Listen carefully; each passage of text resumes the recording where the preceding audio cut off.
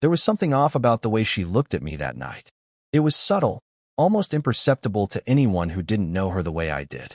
Her smile was too wide. Her eyes didn't crinkle at the corners. And when she raised her glass to me, our friends, her family, all eyes on us, it felt rehearsed, like a line from a play she was tired of performing. "To my wonderful husband," she said, lifting her champagne flute high. "He works hard, never complains, and always pays the bills. A dependable wallet. Man, if there ever was one." The room erupted in polite laughter. A few genuine chuckles. But I froze. She didn't flinch. I watched her sip the champagne like nothing had happened, like she hadn't just stripped me of my dignity under the soft glow of hanging lights and the hum of a jazz quartet. I smiled too, mechanical, muted. My hand gripped the stem of my glass tighter than it should have. I don't know if it was the word itself, wallet, or the casual, dismissive tone she used that did it. But in that moment, something shifted. A quiet breaking, like the first hairline crack in ice before it shatters underfoot. Everyone went back to their food. Laughter picked back up. Her brother launched into some story about the time we got lost hiking and I refused to ask for directions. Classic me, apparently. I nodded along, chewed, swallowed, laughed when expected. But I wasn't there. I was stuck inside that word. Wallet. That's all I was to her. I'd asked her once, years ago, what she loved most about me. She'd said, "You make me feel safe."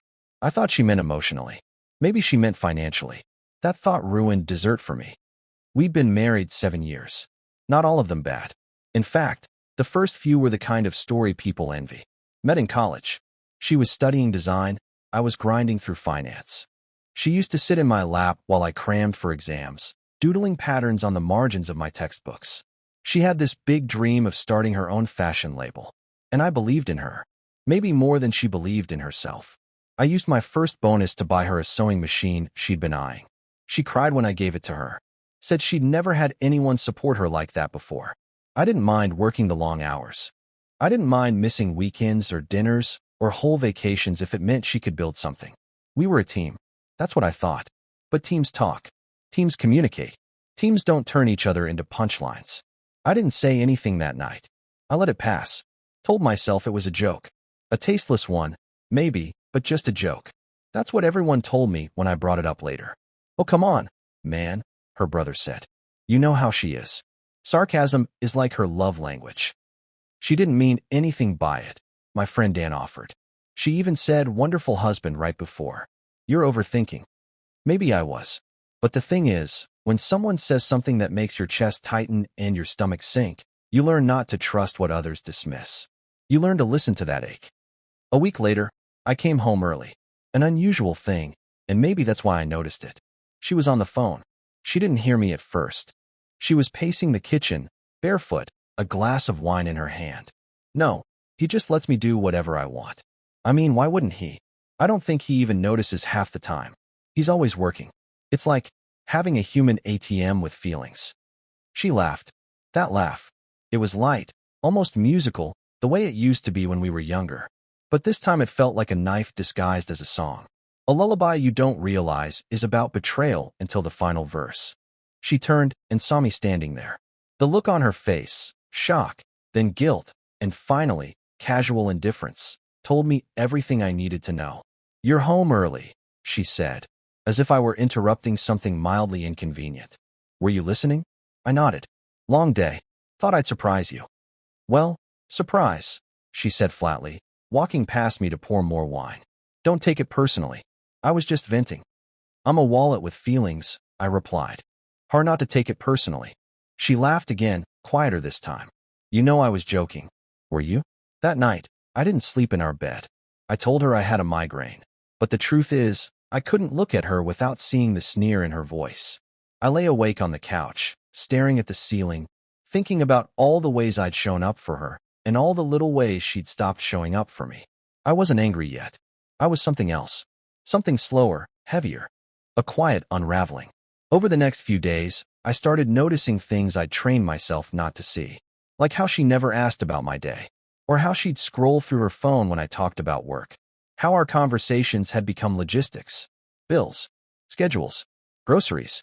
No dreams. No late-night tangents. No wondering out loud about the future. Just transactions. Love doesn't disappear in a single moment. It drains away drop by drop. Sometimes you don't even notice you're standing in an empty cup until someone tips it over and calls you a wallet. But I didn't confront her. Not yet. I started making notes. In my head, on paper. I reviewed our accounts, our assets, our prenup, or lack thereof. I remembered the way she'd smiled during that toast, like the applause was more important than the man. And that's when the idea took root. I'd give her a gift. One she wouldn't forget. But not yet. Timing, like in business, is everything. And patience, I've learned, is sharper than any blade. It began subtly. I stopped correcting the small things, the names she got wrong, the meetings she forgot, the lies she thought I didn't hear. I let her believe I was slipping, too busy, too distracted to notice. She never asked why I started staying later at work. She just assumed I was chasing another promotion. Maybe another bonus she could spend on new handbags or imported wine. I wasn't. I was meeting with a lawyer. Discreetly. An older gentleman with sharp eyes and a quiet office tucked behind a real estate agency. He'd seen this story before, he said. They think the quiet ones won't leave. But quiet doesn't mean blind. It means calculating. We went over everything. The house. The accounts. The art I'd bought her when her brand launched. Every asset tied to her business. How many had my name on them, directly or indirectly? More than she realized. She had dreams. I had spreadsheets. Her company had grown. Not massive, but enough to look impressive on Instagram. Independent woman, she called herself, proudly tagging hashtag self-made on every post. She never mentioned that the initial funding came from my savings, or that I built her website when we couldn't afford a designer, or that I took out a personal loan to pay her first manufacturer. And now, she called me a wallet. That word kept ringing in my ears. It wasn't just disrespect. It was erasure. She didn't see me anymore, not as a partner, not as a person, just a utility, something to open when she needed something and forget about when she didn't. But I still remembered her. I remembered the girl who used to sneak out of bed to leave sticky notes on my laptop before big meetings, who'd cry when I pulled all-nighters because she hated seeing me burn myself out, who once stood on a folding chair in our first apartment and gave a mock Oscar speech using a spatula because she said I deserved to be celebrated, even if the world didn't see it yet. Where did she go? I searched for her in the woman I came home to now. The one who rolled her eyes when I forgot almond milk. Who called me boring during brunch with her influencer friends. Who once told me I sucked the air out of the room when I tried to bring up something I'd read about estate planning. I started keeping things from her. Not out of malice. Out of self-preservation. I opened a new checking account in a different bank under my middle name. Started diverting a portion of my salary into it. Transferred the deed to the house into a trust. She didn't notice. She never checked. Or maybe she assumed it was still our house. I started recording conversations, just the casual ones. The ones where she talked about trading up. Where she laughed about how men only stick around if they're too scared to be alone. Where she said, if he ever leaves, he'll regret it. I've got the brand now. That one stuck with me. She'd forgotten the hours I spent helping her shape that brand. The nights I listened to her cry over samples that came back wrong. The voiceovers I recorded for her promo videos. The emails I drafted under her name when she felt too anxious to respond. But I didn't remind her. I didn't argue. I let her keep talking. Because I was almost ready. A month before my birthday, I asked her what she wanted to do for the celebration. She looked up from her phone. Oh, I figured we'd just do a dinner. Keep it small. Small's fine, I said. You sure? She shrugged. It's your birthday, babe. Not a national holiday. That night, she posted a photo on her story. A beach resort. The caption said, girls trip incoming. Can't wait to escape. I noticed the dates. My birthday weekend. She hadn't told me. I didn't bring it up. I just smiled and nodded when she mentioned needing space to reset. Said I totally understood. That I'd take care of the dogs. That she should enjoy herself. She kissed my cheek, already distracted. Thanks, wallet. She said it with a laugh, like before. Like a nickname. But I didn't laugh this time. She didn't notice. 2 weeks later, I surprised her with a change of plans. Decided to move my birthday dinner to the Friday before. I said one morning over coffee. More people could make it. She barely looked up. Cool. Just don't expect me to plan it. I wouldn't dare, I said, smiling. I planned everything myself. The guest list. The restaurant. The private dining room with the fireplace and the long oak table, heavy with candles and low-hanging lights. Intimate, curated, quiet. I invited only the people who had seen us from the beginning. The ones who knew me before she did. Old college friends. My sister. 2 former coworkers I'd stayed close with. She showed up late. Dressed beautifully, of course. She always did. She made a show of apologizing to the group, kissing me on the cheek as she took her seat, whispering, "Hope you didn't start without the wallet." There was polite laughter again, like before, but less enthusiastic this time. We ate. We drank. I gave a little speech. Nothing grand. Just thanks for showing up, for being part of the journey. She raised her glass again. "To my husband," she said, voice smooth as velvet. "May your work ethic never die and your credit limit never shrink." It got a few laughs, but less than usual. People shifted uncomfortably, and that's when I pulled out the envelope. White, unassuming, tucked beside my plate. I handed it to her. She raised an eyebrow. "What's this?" "An early gift," I said. "Since you'll be away for the actual day." She opened it casually, then paused. The paper inside wasn't thick or embossed, just standard print. Legalese. Her brow furrowed. She read the first few lines, and then she looked at me. "Are you serious?" I didn't answer, just sipped my wine. Around the table, the air changed.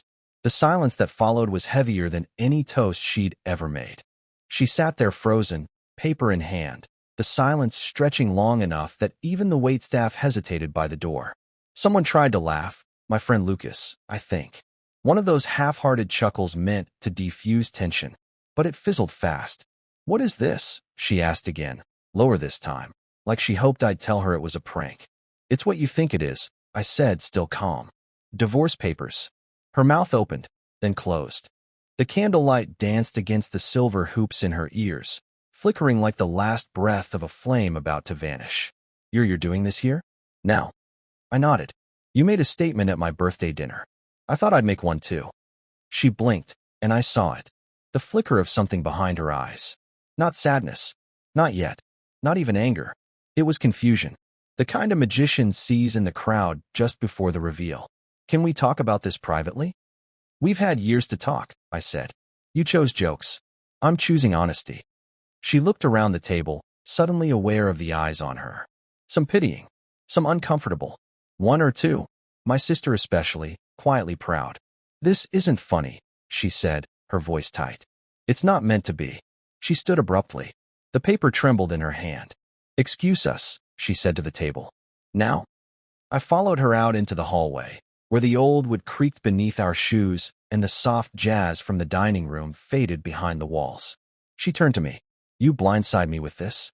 After everything I've done for you?" I felt something cold rise in me. "Everything you've done for me?" "Yes," she hissed. "I supported you while you built your career. I made a home. You made a brand. I cut in, not loud, just steady. You used my savings to start your business. You used my connections to get your first supplier. And lately, you've used my name like it's a discount code, only pulled out when it benefits you." "That's not fair," she snapped. "No," I said. "It's accurate." She folded her arms, gripping the papers like they were some kind of betrayal. "Is this because of that stupid toast?" "No," I said. "That toast was just the echo of something I've known for a long time." She looked away. For the first time in months, she didn't have a comeback. I took a breath. "You stopped seeing me, Claire. As a man. As a partner. You started treating me like an obligation. A tool. Something to fund your life while you mocked it." "That's not true, isn't it?" I asked.